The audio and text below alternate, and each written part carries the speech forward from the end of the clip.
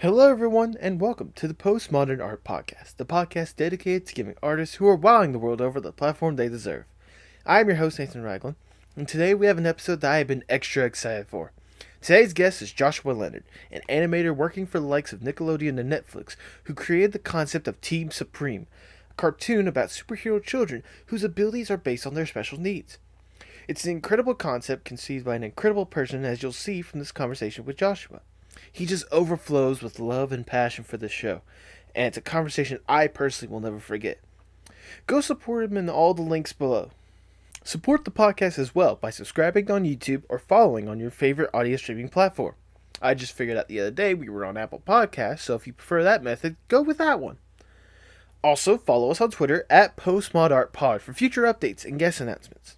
And now, without further ado, please enjoy the Postmodern Art Podcast.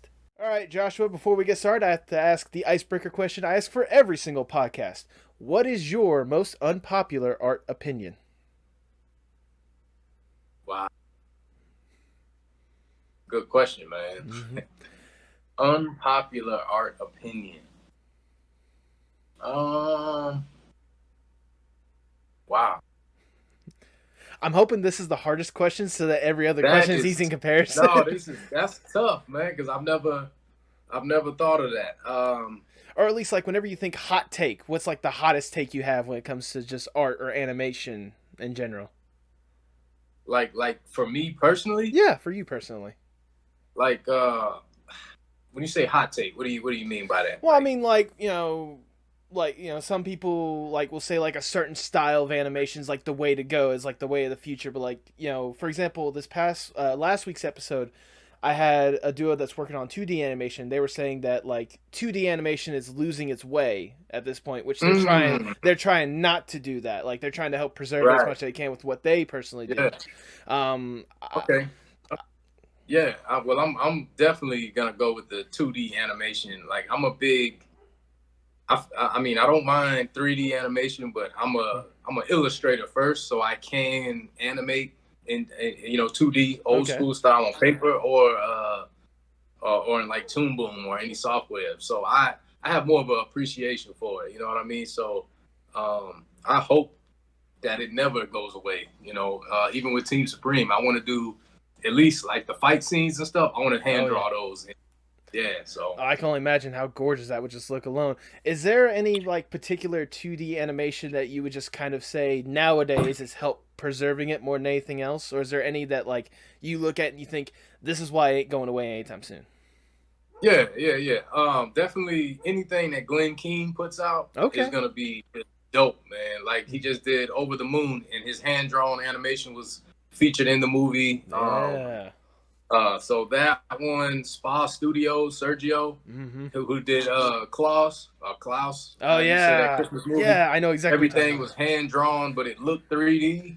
Well, I think unbelievable penmanship over there, man. Didn't they use like a technology to where like yes, everything was hand drawn, but then they add like a 3D technology to it to give it like certain layers, certain shadows, the lighting. Yeah, the lighting. Yeah.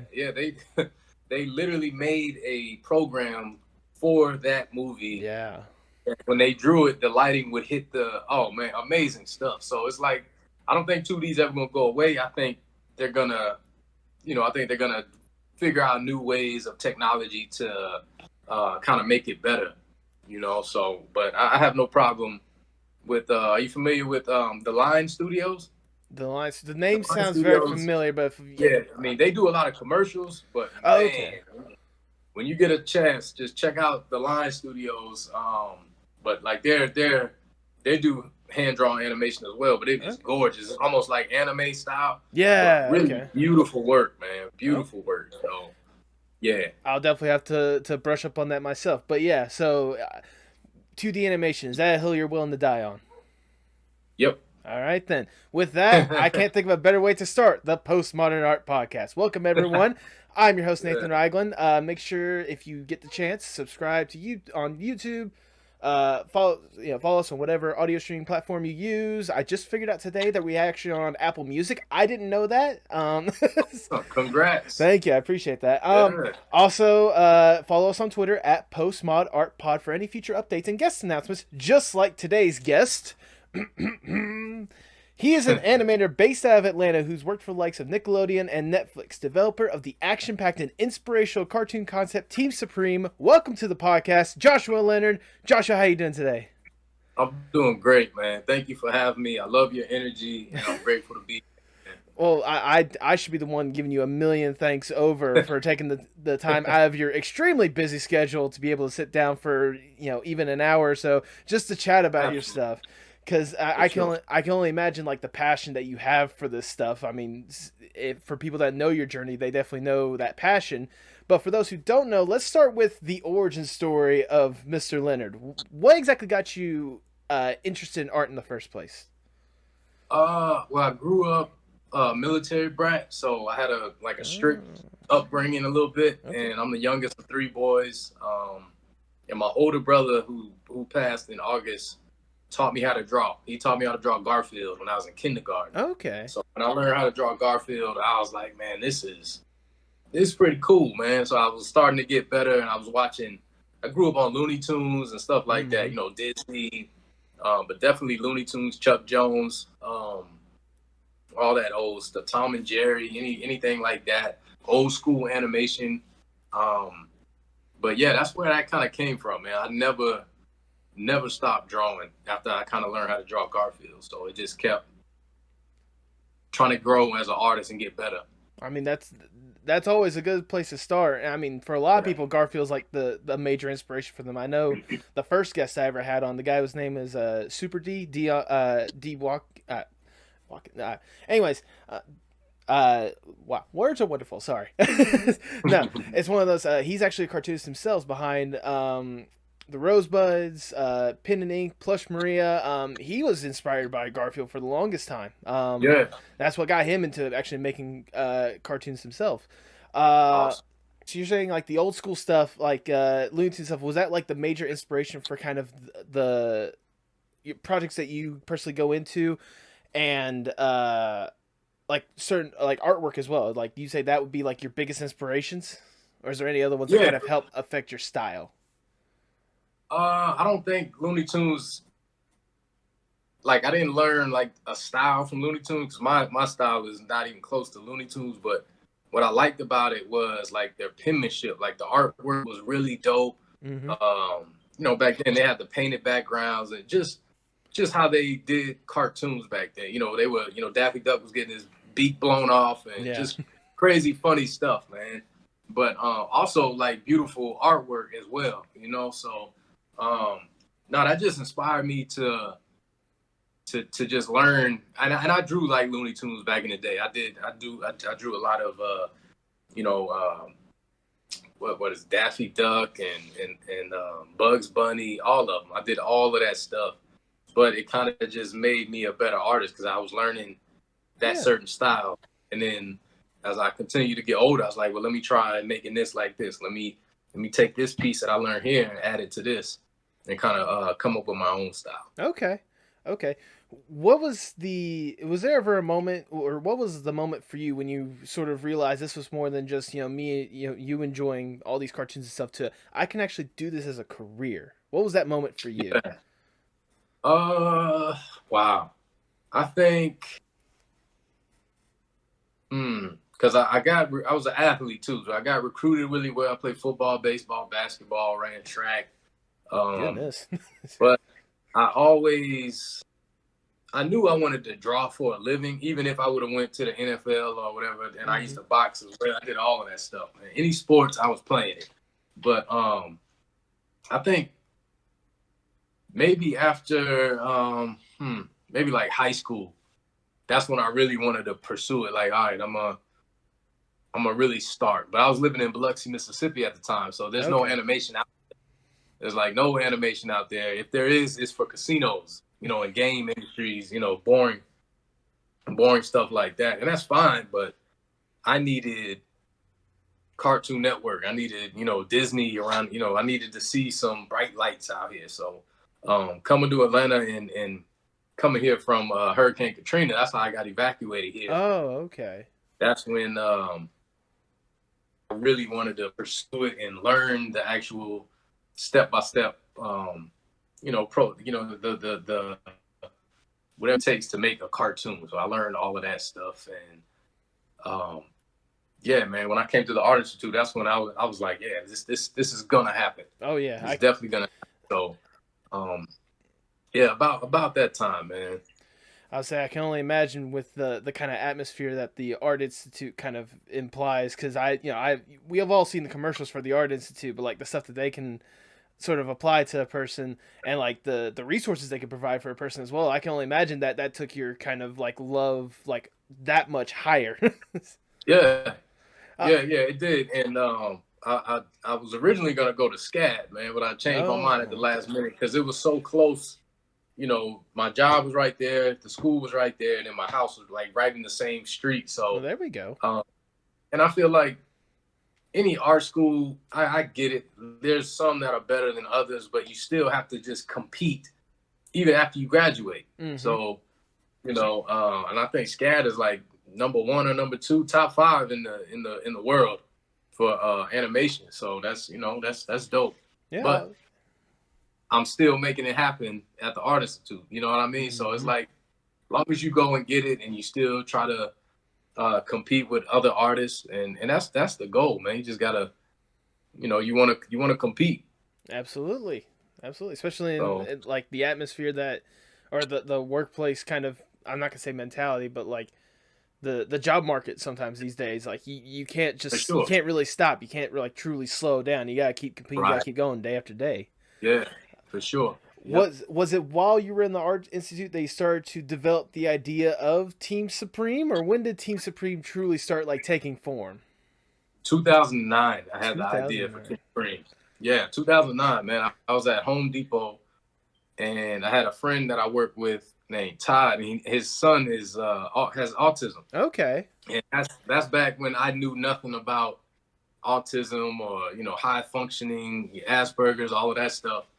So he was telling me how his son can watch like a Disney movie and then watch the credits, and then he'll watch it again and tell us, you know, he'll know who did each scene and what part of the movie was this guy. He remembers all of that stuff. Right. So I was like, man, that's unbelievable, man. And I'm hearing how their brain works. Or this, you know, this kid, and I just fell in love with it, man. So I was like, you know what, man, I don't see this on TV enough. Like these what we call disabilities and stuff like that. I wanted to see more of it because of what they are able to do. They're able to, you know, they're capable of things that I can't do. Oh, absolutely. You know, so it's amazing, and that's where it came from, man. I started seeing all of these, and doing research. I saw this brother in a wheelchair, and I mean, his upper body was like just buff. Yeah. He was stacked up. And he was mountain climbing like a rock wall, but he was pulling his wheelchair with him with no harness or anything. Like that's just how strong this dude was. And I was like, man, that's what I'm saying. Like that's a superpower, man. Like I would have been failed. You know what I mean? I would have fell off the first time. But for him to have that type of confidence and just everything, man. So I started consulting with people in the deaf community. Autism, just everything, sickle cell, spina bifida, any type of so-called disability. I wanted to learn about it, and that's what I did, man. Oh, absolutely. I mean that's always a good inspiration. For those, I know most people that are probably going to be clicking on this video know you and already know what the cartoon is, but for those who don't know, what exactly is Team Supreme? So Team Supreme is a cartoon that I created about a group of kids who have a disability, but their disability is their superpower. So imagine like Marvel or DC, but all of the main characters will have a disability, some form of disability, whether it be like a learning disability, deaf, blind, autism, sickle cell, spina bifida, albinism. Like, just I want to have a whole world of these type of superheroes. Just a plethora of all sorts of different like powers and abilities. Yeah, and even villains that will have certain disabilities as well. Right. Like good guys with disabilities and bad guys with those same disabilities. That way we can show both sides of that. Oh, you know, one is using one for good, one is using one for bad. So, and I love a good villain. I love dope villains and good villain stories and stuff like that. So I'm excited to to be able to come up with some stories with that. I was gonna say it's actually funny that you say that because the guests that I had for last week's episode, they were all about like creating like the backstories for villains. Like they made an animated short based on like villains alone. So yeah, I think we all can agree that every good hero needs a villain. Exactly, man. And you know what? A lot of times villains, they're relatable because of the backstory. Once you find out like why they got bad, then you're like, you know what? I don't really blame them. You know, yeah, I get it. So I do want to, I love stories like that. And I want to definitely create some stuff in Team Supreme as it pertains to like villains like that. So absolutely. How much research, time, and effort has gone into just the concept of it alone? Wow. Really good question, man. At least 4 years, at least. At least 4 years. Goodness. Yeah, at least 4 years. And that's me. And I have a lot of people like, man, when is this thing coming out? What's taking so long? You have to get it right, man. Like, this is a really sensitive topic. So if I say something wrong, if I do something wrong, if I use a title that's incorrect, like I'll get in big, like I can get in trouble for that. Like I would get ruined. So major backlash alone, so absolutely, yeah, backlash. That's the word I meant. Yeah. So I have to really consult with these people to make sure everything is 100% true to life. And, you know, is it okay if what can we write about? How can we do this? How is it okay if we say it like this? And then they'll say no, you know, or yes, this is good. This is not good. So that's what you want to do, man. And then we can go from there. But yeah, there was a lot of research. And it still is, you know, and everything it's all about the right timing. So we just staying patient and continuing to move forward. Well, and I truly do hope that you keep pushing forward more and more because like that's actually leads into kind of the next question. Like I saw your stuff like just like with even the simplest of like ads on Facebook and such, like showcasing this stuff and like Twitter, because I'm very active on Twitter. Were you genuinely surprised with kind of the online reception that the show got with like local news stories covering it, Mashable making a video about it, international news making about it, even the Special Olympics dedicating a webpage just for the concept? Yeah, for sure, man. And I'm so grateful. I'm really a humble, you know, I don't want to be famous or anything like that. I do like the fact that people know Team Supreme. Yes. And I don't mind them knowing Joshua, the creator of Team Supreme, but I don't care about being famous. Whenever I die, I want them to, if they're opening up a book about animation, I do want my name in there as far as what I tried to do as you know, as it pertains to diversity and inclusion and bringing everybody together. Right.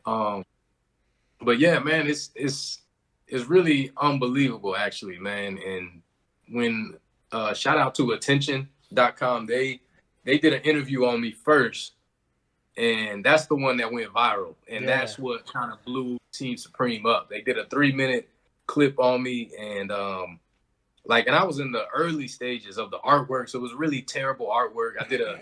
I was in. I don't think it was terrible. I'm just saying that. Hey, thank you, man. I was in 2 car accidents back-to-back days, and I had to get 5 epidurals. So I was kind of bedridden. So I had my Cintiq on my lap, and I was animating the little 2-minute clip. And back then, it was okay for the time because then I had something to show. Yeah. But when I look at it today, it's like, man, that is terrible, man. My goodness. But at the time, it worked, man, and it went viral, and everybody loved it. And I personally and selfishly wanted to see Team Supreme for me. You know, it just so happens that everybody else liked it as well. Like I wanted to see Black characters, I wanted to see white characters, Asian, you know, any type. I wanted to see every single type, every look, people with gap teeth, people that are amputees.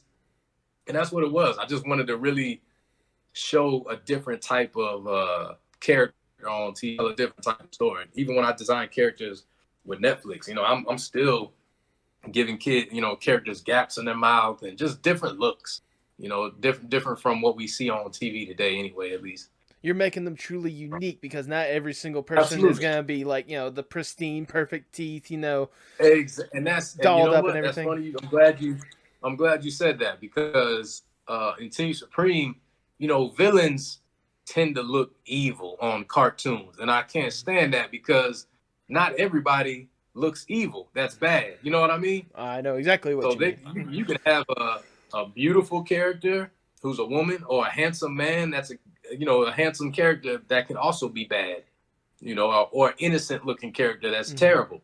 So that's another thing I want to do, because I think when we show villains looking like, oh, this one's angry, this one's mad all the time, kids see that, so they equate dark around the eyes or black hair with evil or negative. You know what I mean? It's negative stuff. So I wanna change that perception. You want to make it to where you need to recognize what's evil not based on the look of their skin, but rather the intentions of what they're going for. Exactly. Yeah. Exactly. Yeah. I mean, trust me, I want to personally say, with the concept that you've had, and especially the attention that you give it to it, it's hard to see this being this is easily a can't fail method, or not really method, but this is a concept that'll be very hard to take down, considering the fact that you see companies out there trying to be as inclusive as possible, but it seems more or less tone deaf. Meanwhile, you're actually taking the time and effort and dedication to just go in and make sure that you're showing the most accurate representation of a human being, not just a person with disability, but a human being at the end of the day. For sure.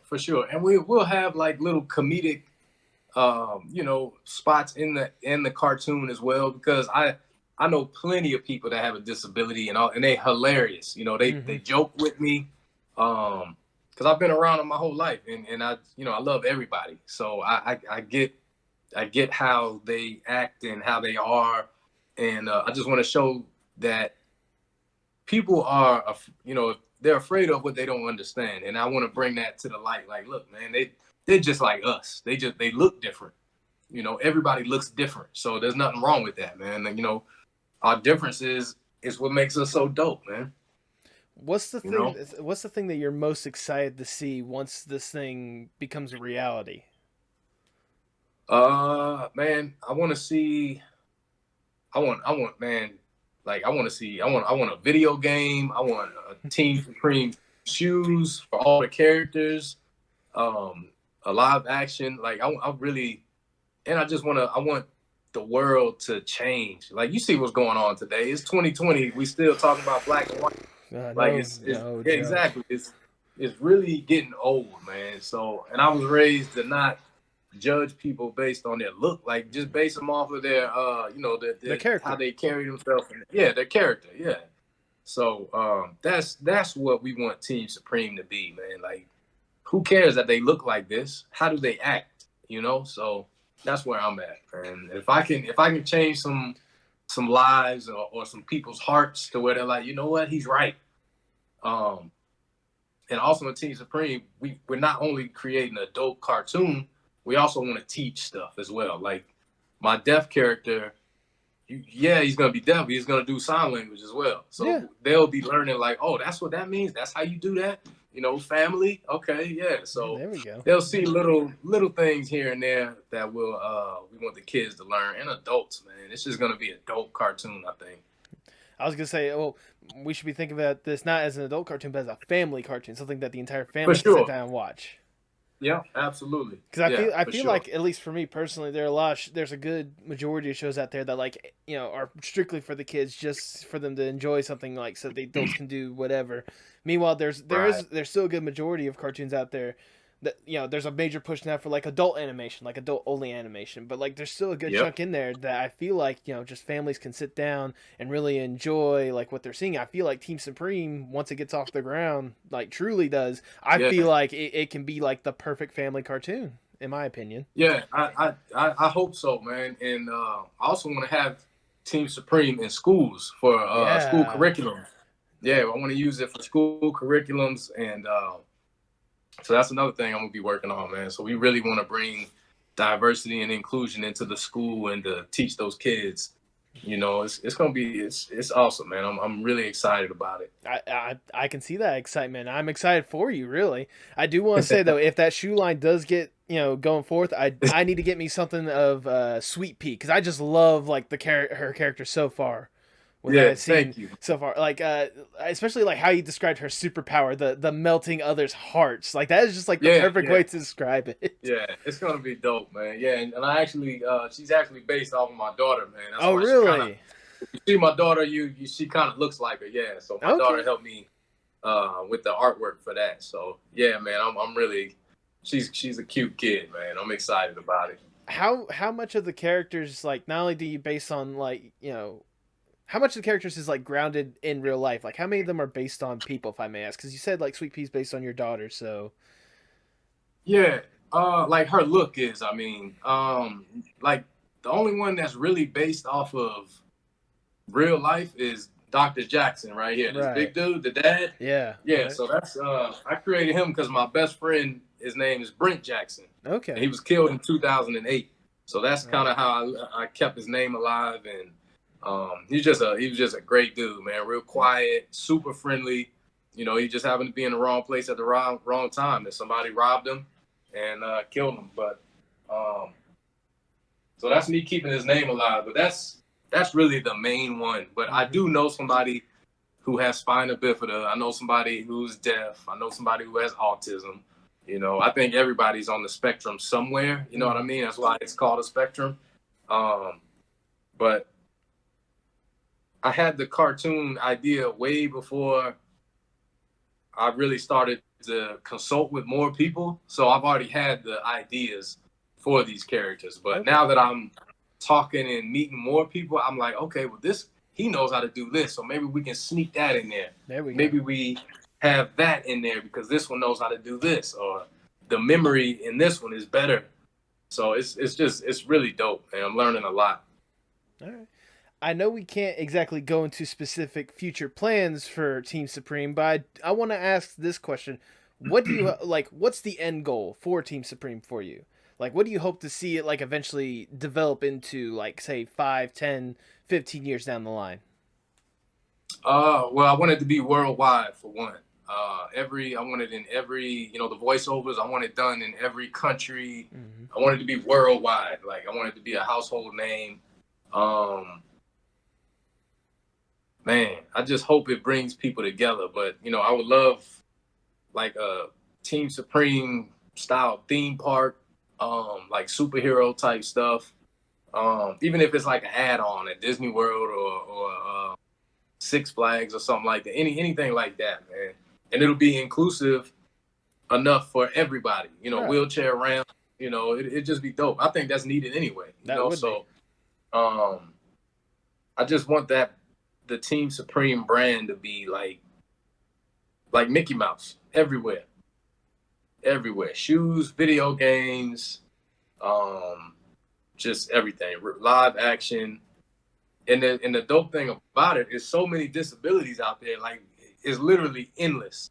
We can literally create a character and just have his own or her own show, her own anything like that. Like, the possibilities are literally endless for this thing. So it's definitely gonna happen, man.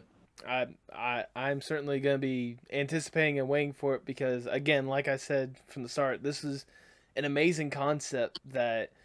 I'm surprised that like it hasn't been thought of beforehand. Like it seems like one of those things that like, well, I don't see why they didn't do this before. Like it's insane to think that this is something that you developed to the point to where like it's already developed like a life of its own, and like people are like already anticipating like what's next and such, and like people are rooting for you. People want to see this, survive and thrive. So for sure, yeah, I think I don't even know if I'm the first to do it. I think I'm the first that wasn't afraid to do it. I think studios may have been like, you know what, we could, but the backlash, like we talked about earlier, right? If you don't do it right, and they were probably afraid of that backlash because it's a lot. But I don't care. I'm willing to take that chance, and I feel like that's why I was put here to make this cartoon to do it right. So I feel like this is my I was born to make this specific cartoon. Well, I can't think of a better way to word that myself. I mean, again, like I said, we're all definitely rooting for you, man. We really are, because like this Thank you, is man. something that definitely needs to be seen. And I mean, like I said, like this concept, like it's still being worked on. There's still several things that are developing, but like while you're doing that, of course, concepts don't exactly put food on the table. So you're actually also working as a true animator and such. What is it like working with the likes of say Nickelodeon and nowadays Netflix? Like, what is it like to like work at an animation studio like them? Okay, so I work with both of them working from home. So I Okay. don't know. I don't know what it's like working at their studios, but I'm grateful that I get to do it from my house. Mm-hmm. But to be honest, man, and people ask, what is it like working at Netflix? What is it like working at Nickelodeon? It's like school.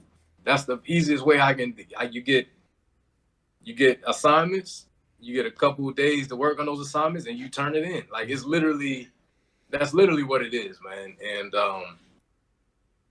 that's but knowing that it's Netflix, knowing that it's Nickelodeon, you still have to compete. Like there's way better artists up there, but since they picked me, I want to compete.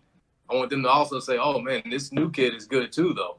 We like her designs or his designs, but look at Joshua over here. It's the new Yeah. one that we just grabbed up. So that's the goal, man. But yeah, I work from home, so it's awesome. I Yeah, love there you it. go. Yeah. Is there um so I swear I get so like I'm my mind is so many like different wires like in so many different places right now. Yeah. Uh The superpower, man. the See, it's a superpower. There you superpower. go. So it's like working from home. So it's like school and such. Was there ever a moment to where, well, I should bring this back to like Team Supreme a little bit, but like especially when it comes to like working with these studios or like seeing the support and such with Team Supreme and such. Has there ever been like what's been like the most surreal moment for you? Like, is there ever a moment that you just like sat there and like, wow, this is my life. How did I get here? Absolutely.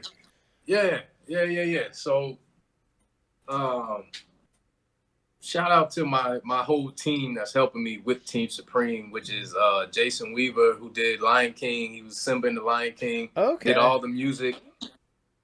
He did the Michael Jackson story. He played Michael Jackson. So anybody that gets handpicked to play a young Michael Jackson is the truth. Oh yeah. So that's like a brother to me. I have an amazing team. Shout out to Lena Waithe, who has everything on TV right now. So I think when I got to meet all of those big time people and Lena Waithe and Hillman Grad and Jason Weaver and them flying me out to LA and I got to fly first class and we pitched to Disney and Netflix and Yeah. Nickelodeon. I mean everybody, man. And it was that was when I was like, man, this is, if nothing else happens, I'm grateful for this moment right here. There we go. So yeah, that was pretty much it right there, man. And then just the amount of support I get, for Team Supreme is amazing, man. And I'm still in disbelief to this day. I'm so thankful for all you guys that support me and even people that give me construction, what is it called? Constructive criticism. I appreciate all of it, and if I happen to say something wrong about a character that, like, if I use the wrong language, and I get checked about it, then that's, thank you. That makes me, that shows me that you really care about Team Supreme and you want to make sure I get everything right and true to life for these specific characters. So I'm super thankful, man. Super humbled to know the people that I know, the people that I meet. What's his name? Matthew Cherry hit me up, so I was texting him back and forth a couple of days. Yeah, man, it's amazing, man. Like the celebrities that are coming out is super dope, man. And I'm really grateful to have these networks. I'm in these, just building these relationships and trying to meet new people and see what happens for the future. Oh, absolutely. And I'm again, like I said before, I hope we get to see more in the future because, like, from the sounds of it, there's definitely a lot of potential with this Yeah, IP alone. I mean, yeah, the fact that you already got like all these big names and you're already working like really hard with this animation with these animation studios, but at the same time, you're also working. You got the Netflix job at night, but you're basically like a superhero because by day you have the day job at Home Depot. yeah, Um, how hard is it for yeah. you to be an animator as well as doing that? Like, how hard is it for you personally? Well, I do character design the most. I know Okay. how to animate. Yeah, so I mean, and character design is still difficult. And for the students, if there's any students listening, like this is what you can expect. They're gonna give you. So what Netflix does for me, and both of them, Nickelodeon, they give you a rundown of the character. They give you the blue, red hair, this, and then you have to do a ton of different characters, showing that same character. That you got to show them a ton of looks, ton of different angles. So it's a lot of work. Mm-hmm. But when I get off work, I'm gonna draw anyway, so I might as well make way more money. So it's a win-win situation, really. Um, and I'm super grateful, man. Every Friday I do a Zoom call with Netflix, with Okay. the producer, the director. I mean, everybody, and it is amazing. And that's why I said it's kind of like school, because once you turn it in every Friday, they give you a review of your work. And we like this character. We like number one. Let me see number three on number eight's body. Maybe change the hair, change this color. So I can't say who I'm on those calls with just yet, Correct. but I guarantee you all know them. Major, big, popular animators in the industry, man. So I'm super grateful. And every time I get the Zoom call with them, I always thank them for the opportunity, man, because it's a blessing, man. Like I said, I used to be homeless, so you Oh, know, goodness, you didn't it's even. awesome. I'm sorry, you didn't mention that. Now that I think about it, like we've gone through this whole entire interview, you keep like popping up these like different things or whatnot. I didn't realize, good lord, the life that you have had. My goodness. Yeah, I did a lot, man. I did a lot. Like, So in 2005, I said I was boxing. So I was mm-hmm. training for the 2008 Olympics in Oh, okay. 2005, but Hurricane Katrina came. So I got evacuated to Atlanta. Mm-hmm. So my daughter was also born during Hurricane Katrina. So we went back. My place was gone because I live right on the beach. I went to William Carey College and it got wiped out Oh, goodness. completely. Yeah, So yeah. I kind of just stayed down there. The boxing gym was gone. So I kind of just let that go and really focused on, you know what? I'm about to do this art thing for sure now, Mm-hmm. for real. And my daughter's here, so I have to go and get it. And now she's 15, man. So it went by that fast. Good Yeah, lord. But like you were freshman in saying, high school, man. I mean, you were saying that you said you've been in like two separate car accidents, like one Yeah, day after another back and to stuff. back days, man. Yeah. Good. It's like at one point you must have thought to yourself, "Is can someone give me a break?" Like seriously, I can only Yeah, imagine. at one point I thought I was bad luck, man. Because look, when I moved, so I was in when I lived in Miami, we were in Hurricane Andrew, Yeah. and Hurricane Andrew tore everything up in Miami. So we went through Alaska, and then after Alaska, we went to Maryland. Maryland was good. Then I came to Mississippi, Hurricane Katrina. When I came to Atlanta, they had that freeze. Remember that freeze that one Oh, year, and everything was frozen. the one that Uh, everyone made fun of us about. yeah, exactly. No, it was bad. Oh It yeah. was bad. And over here in Atlanta, where I live, like there's hills everywhere. So once ice gets on it, you're stuck. Hmm. Like there's no getting out. Like my neighborhood is way deep down in the trees, and so I couldn't get out of the neighborhood because there's too much black ice on it. So Yeah. I'm like, man, I might just be bad luck, man. Maybe I'm the villain. So Well, I don't know, man. I'm glad to see that you've since persevered to be quite the hero. I'll tell you that much. Yeah, yeah, yeah, uh, yeah. I guess I'll also ask this because you keep talking about like heroes and villains, and obviously your thing is based around like heroes and villains. How much of an influence has comics had when it comes to just like growing up and like your art style as well? Yeah, a lot, man. And it's not necessarily that I've read a lot of them, but I love, Stan Lee, man. Come on, Yeah. he's a beast, man. And Stan Lee, and one thing I love about Stan Lee, he was big on diversity and inclusion as well. A lot of people don't know X-Men were supposed to be like black characters. Yeah. They wouldn't allow Black Panther had to put the mask on because they didn't want to see a black face back then. So he made all of these changes, and he tried at least. So I give him a lot of respect for that, man, and the things that he believed in and what he pushed. But I definitely love Batman. Like I said, I love a dope villain. I love Bane. There we go. Let me see. Obviously, the Joker is one of the best. Just a lot of them, man. Even Thanos, man. So it's a lot of, it's a lot of them. I love Spider-Man. Definitely the Into the Spider-Verse Spider-Man. Oh yeah, beautiful, absolutely beautiful.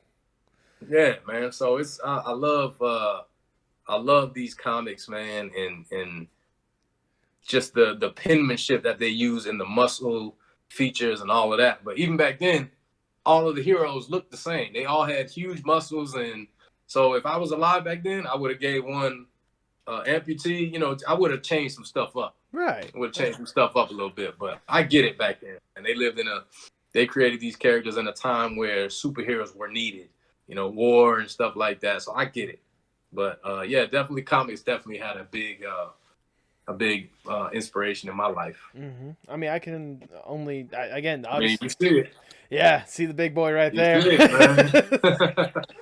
I mean, if it wasn't for that right there, just look at the background at the superheroes that you've created. It's kind of hard not to see that superheroes had that big of an influence on your life. Absolutely, man. Good. I just gotta know, like, did you have those printed yourself, or did someone else print those for you? And is that? No, you know what? I actually got blessed with these, man. I spoke at Novartis last year. Let me see if I can do this without. Yeah, so there you go. They actually, and what Novartis is a pharmaceutical company. It's one of the biggest. Okay. And each year they have a Disability Awareness Day. Oh. So they booked me out there, and when I went, they had these huge cutouts done, and oh man, I was about to cry, man, because I wasn't expecting it. Yeah, I would be. And then I'd be. Yeah. So not only did I get paid a lot of money to come out there and speak, I don't care about money like that. You know what I mean? It comes and goes. I don't let that run me. Like Team Supreme, the money's gonna come, whatever. I'm not like, I'm gonna do this to make all of this. I don't care. I've been homeless before, so I get that, man. It comes and goes, and I'm glad I was homeless because it makes you appreciate the little things in life. But when I spoke at Novartis, man, they printed these out and then they sent them to me in this big old wooden box, which I have the box right over there. But so next time I've never been to Dragon Con, but I'll probably get a booth.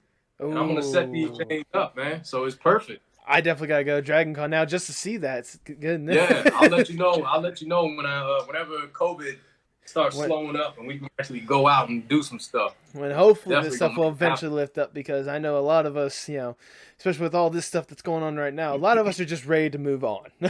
For sure. Oh, for sure. Absolutely. Well, speaking of booths and such, that also lead Team Supreme is not just Team Supreme. It's part of your own personal independent company, Leonard Studios. What's kind of the vision that you have with that? Yeah, really good question, man. So my goal is to open up an actual animation studio down the line. Team Supreme will help out, and that's where whenever I get that money, that's where it's gonna go. I want a building, and it doesn't even have to be nothing major. Right. I do want to have a brick and mortar building where we produce cartoons. Mm-hmm. So yeah, man, and really well done cartoons. We'll do 3D, we'll do 2D. I don't care, man. Let's just do it. There you go. So yeah, I'll say if you do get a brick and mortar studio, I don't know if an interesting place to look for real estate would be Burbank, California. I had a guest on a couple weeks back. Her name is Sarah Fisher. If you need compositing, I highly recommend her for compositing shots and stuff. But she was telling me about how where she was working at, she works with Nickelodeon and such, but there's an entire street to where all the real estate is Disney for one aspect for another, except for the last building on the street. It belongs to DreamWorks. But it's literally all the animation studios. I don't know. Well, you've been to Burbank, right? Oh yeah, no, I've been to. Listen, so you know exactly what I'm talking about. I know exactly. And listen, Disney was so smart, but they were petty at the same time. Yeah. Everything. So you basically have DreamWorks right here, and Disney surrounds DreamWorks like a bully. So it's so petty, man. But did you see the new Netflix studio that they just bought? I did not see out there in Burbank. I did not. No, I need to see it. Oh, it's the biggest. Yeah, check it out, man. Okay. It's all glass. It's stupid, man. It's awesome. Yeah, check it out, man. I do want to ask with the DreamWorks things. What's the story that you heard about it? Like, was it one of those like DreamWorks had that place and like Disney just bought all the area around it? Like, or was it like? I think I did hear something like that. Okay, I know, and that's so funny, man. Because I think Disney. I think because Disney's out there a lot, like they're in different locations. Mm-hmm. So the stuff by DreamWorks is like Disney Interactive, I think it is. But I actually think DreamWorks was there first. There you go. And Disney just bought the rest of that land surrounding it.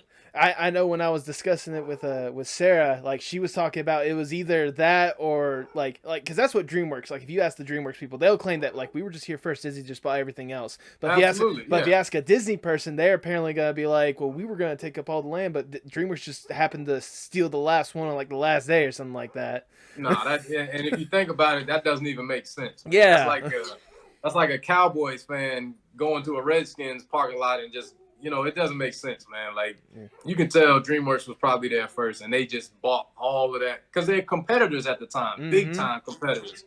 So, I mean, Disney's smart, man, and they had the money to do that and buy all that land up. So, I'll say to be fair, when did they not have the money for it?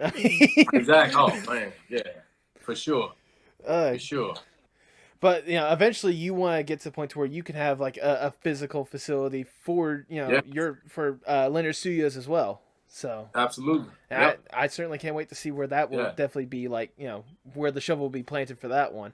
For sure, for sure, and we'll tell like our stories that we tell are going to be inclusive and diverse as well. Our writing rooms are going to be diverse and inclusive. It's going to be awesome, man. Is there any other concept or ideas that either you or Leonard Studios has kind of developed other than Team Supreme, or is all your efforts at this point to try to get Team Supreme out there? Yeah, I mean, I have a lot of ideas, but okay, mainly the ones, like the other ones I have are, they're still Team Supreme, just like a different, like, they're just like I said, this is a whole world. Yeah, I'll say world building, universe building for Team Supreme. Absolutely. Like, this is going to be huge, the way I'm going to, kind of bring it in and sneak these characters in. So, yeah. I mean, I would certainly hope so. I mean, with how much time and effort and has gone into this kind of stuff, it'd be hard for just to, not have like this ultimate super diverse like universe going into it that people are going to argue for years on end, like a Marvel or Star Wars or something. Right. Man. I can only imagine like the future discussions of like, no, this person didn't have this, special need. It was this special need that this person had. Right. Like, did you not look back at, episodes such and such? Yeah. But that's what I want, man. That would be awesome, man.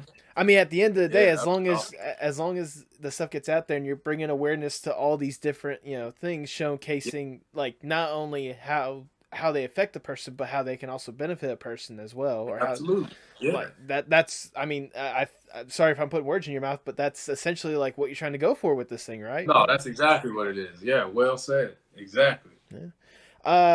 But with all these kind of plans that you have, where do you personally hope to see yourself like 5-10 years down the line? I hope to see myself down the line as one of the biggest influencers in animation. Like, I want to be up there. Mm-hmm. When you say Disney, when you say Stan Lee, I want them to say my name. But like I said, I don't want fame. I want them to know who I am because of what I did, as far as animation and character design and inclusion and diversity. But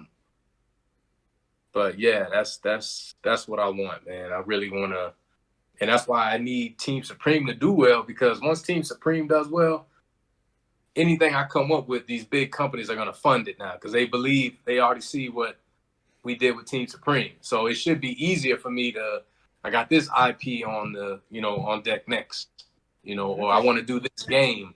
And then, it'll get funded so much easier because Team Supreme has done so well. So that's my goal, man. I also want a school. I want to create a school, man, like an art school a school that still teaches everything, all the regular curriculum, but it's more art based because I feel like kids will learn better with drawings, and you can still use comics for certain things, and so that's I still want to do that as well. All right, no, that'd be incredible to really see like become reality. Yeah. For those out there that whether they're struggling with their own concept or like struggling like just to think whether or not art could be a true thing, what can you say for those like trying to just make stuff like out there, trying to be creative out there, whether no matter their disabilities, no matter their ethnicity and such, what would you say to them personally? Yeah, do whatever you feel like you need to draw. Don't be afraid to show your work. I think it's a lot of people that are like, oh man, I see so much good work. I don't want to put mine out there because I'm not there yet. Like, because I was like that too. I was like, man, these dudes are so good. But then I was to the point where I was like, man, I don't even care anymore. Like, what are they? If it's not this good, I'll get that good. Yeah. I'll at least learn. So what I did, and this is what I tell like students and stuff. If you want to work at Disney, you have to draw like Disney. If you want to work at Cartoon Network, you have to draw like them. They want to see that you can, draw like them. You have to be able to duplicate their artwork and their styles.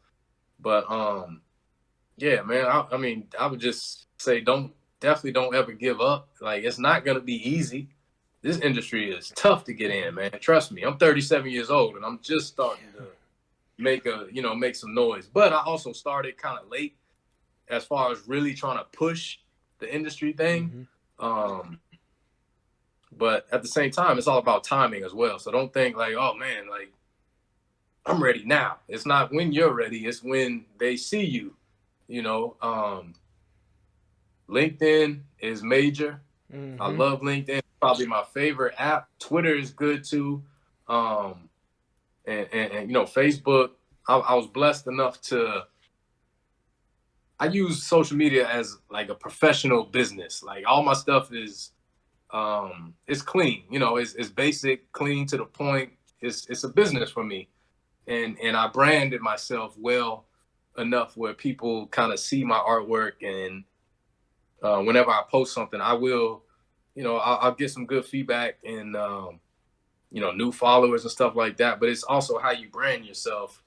I'm not on there all cocky and doing ridiculous stuff either. It's definitely a business and a brand thing. So, but Netflix is how not Netflix. LinkedIn is pretty much how I got picked up with these big time gigs. So yeah. I think Netflix was off of LinkedIn and Twitter, and not Netflix. LinkedIn was how Nickelodeon found me. There you go. So yeah, man, it's you can't be afraid to put your artwork out there. If you have an idea, and get it copyrighted, get your characters copyrighted.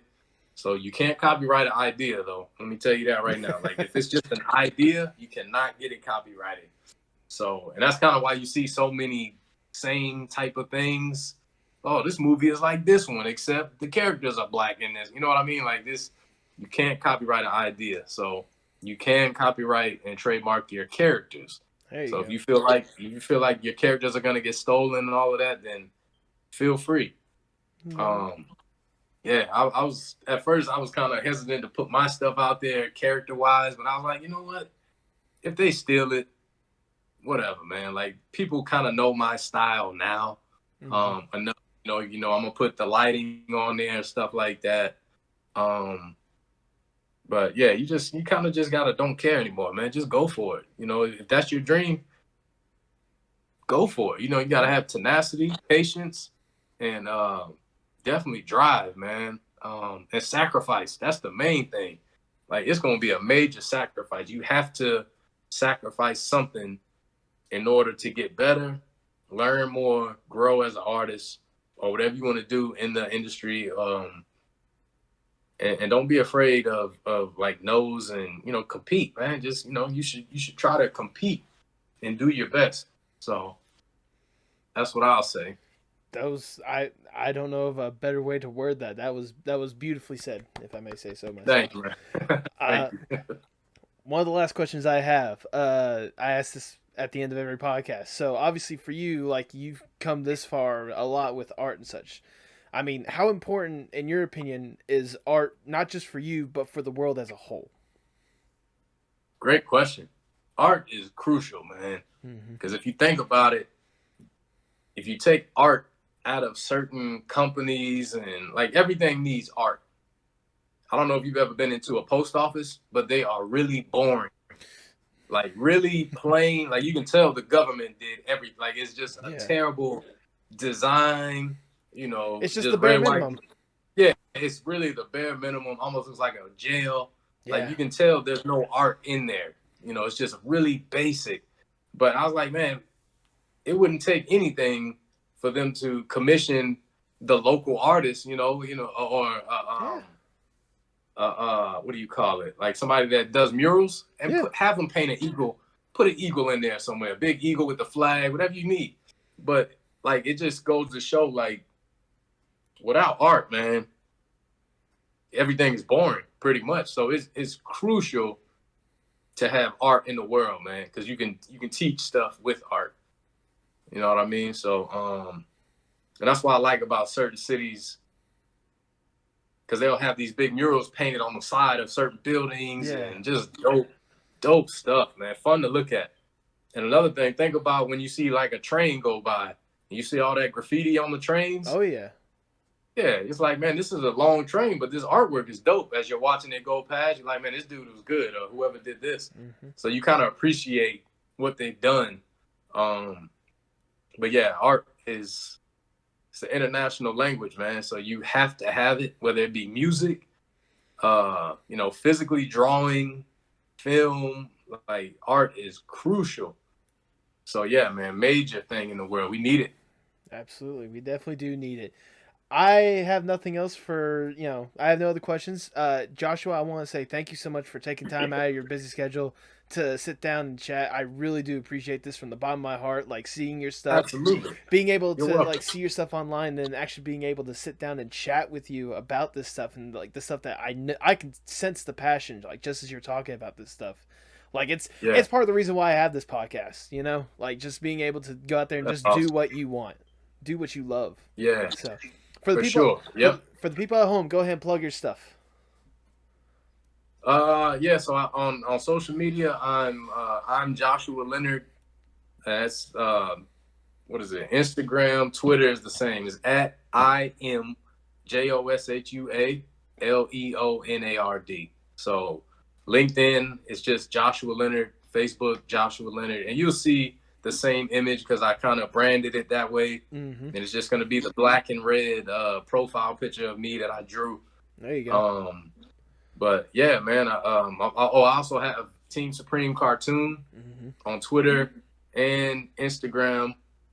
Leonard Studios is on Twitter and Instagram. But if you follow any of the Joshua Leonard sites, you can find all the rest of them. So yeah. I'm also going to highly recommend, definitely go to the Joshua Leonard website, the Leonard Studios website, because he has prints and Team Supreme merch on there, which looks absolutely amazing. Actually, earlier today, I bought, The Fire? I bought that print, and I'm going to have that up on this wall. That you? That was me, yeah. I saw that. Yeah. Oh, man, I'm going to hook you up, man. Oh, man. I got you. Okay, yeah, I'm excited. I didn't know that was... Yeah, I didn't know that was for you, man. I got you. Well, now you know. Yeah. What I'm gonna do? I'm gonna sign yours, man. You don't have to do that for me. You're just. Yeah, I got you, bro. You're being too sweet right now. I got you, my man. Thank you. I really do appreciate that.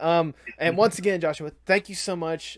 I cannot thank you enough. I really do hope for the best for Team Supreme because I am one of probably thousands, if not millions, at this point that's rooting for you. Like. Thank you so much. Because thank you so much, brother. With an amazing concept like this, it's hard for it to fail. But until then, to everyone at home, hasta luego, amigos. Thank you, brother.